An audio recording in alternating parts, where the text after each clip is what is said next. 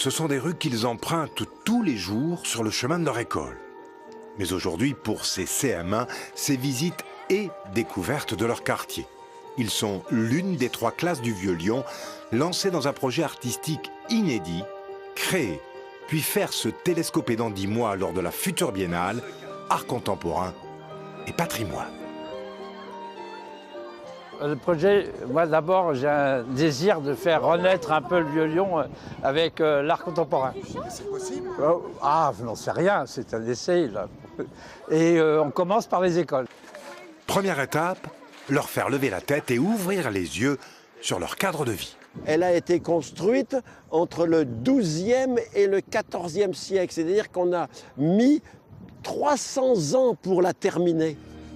Des arènes romaines aux cours Renaissance, des traboules mystérieuses au blason moyenâgeux, ils ont arpenté ce quartier historique, notant une anecdote, dessinant une esquisse, profitant à fond de cette école hors les murs.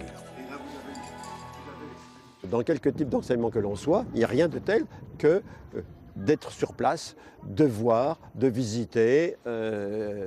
Ça remplace n'importe quel cours dans une salle. Hein.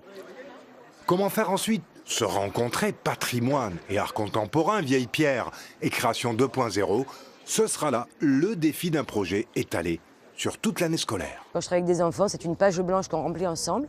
Donc je donne des clés aux enfants à partir d'éléments qu'eux-mêmes ont notés ou qui les ont intéressés. C'est vraiment en fonction de leur idée, leur ressenti, qu'on va tenter de développer cette aventure avec eux.